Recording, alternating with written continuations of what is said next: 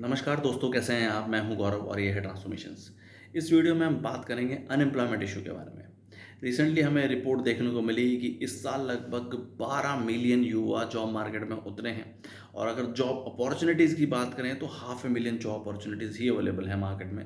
भले वो government job के रूप में अवेलेबल हों, भले वो कॉर्पोरेट या प्राइवेट जॉब या स्टार्टअप या डिफरेंट डिफरेंट तरीके की जितने भी जॉब्स हैं उन सब में। तो वो 11.5 मिलियन 11.5 मिलियन युवा किस तरीके से अपने आप को जॉब मार्केट में कैटर कर पाएंगे, या क्या-क्या ऐसी परेशानियाँ वो सब फेस कर रहे हैं या करेंगे आगे आने वाली जॉब अपॉर्चुनिटीज़ को लेके।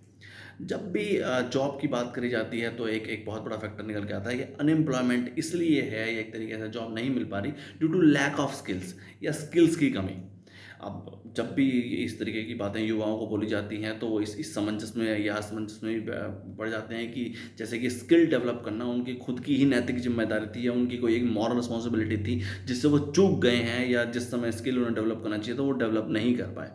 अब स्किल कोई ऐसे कोई अलग से कोई कोर्स या वोकेशनल कोर्स तो है नहीं कि स्किल डेवलप करना था उस समय पे वो उन्होंने ध्यान नहीं दिया और वो स्किल डेवलप नहीं हुई। स्किल डेवलप करना एक प्रॉपर सिस्टम का हिस्सा है और स्किल डेवलप कोई 1 आध 2 4 6 महीने के कोर्स करके या कोई आर्टिफिशियल इंटेलिजेंस का कोर्स करके या कोई चैट जीपीटी या कोई टेक्नोलॉजी का कोर्स करके नहीं डेवलप होती। स्किल एक तरीके से पूरे सिस्टम में डेवलप होती है, जिस दौरान वो स्कूली शिक्षा पढ़ रहे थे या स्कूली शिक्षा ग्रहण कर रहे थे, भले वो एक तरीके से बेसिक स्कूलिंग हो, उसके बाद हायर स्कूलिंग हो, क्लास 11 12 जिस भी तरीके के कोर्सेज में वो एनरोल हुए।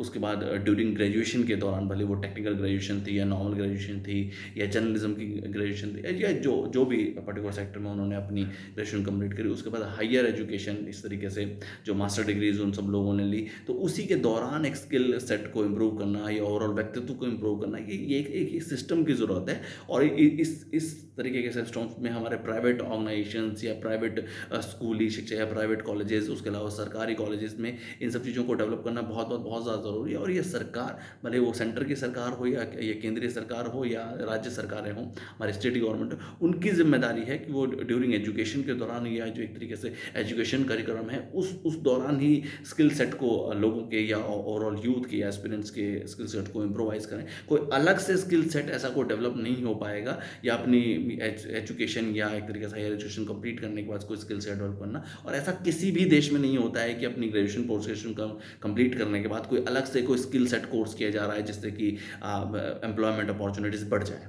तो ये समय है हमें ओवरऑल सिस्टम को इम्प्रोवाइज़ करने का और हमारे एजुकेशन को इम्प्रोवाइज़ करने का। और एक न्यू एज प्रॉब्लम भी है जिसका एक न्यू एज सॉल्यूशन स्ट्रेटेजिक वे में ही किया जा सकता है या किया जाना चाहिए।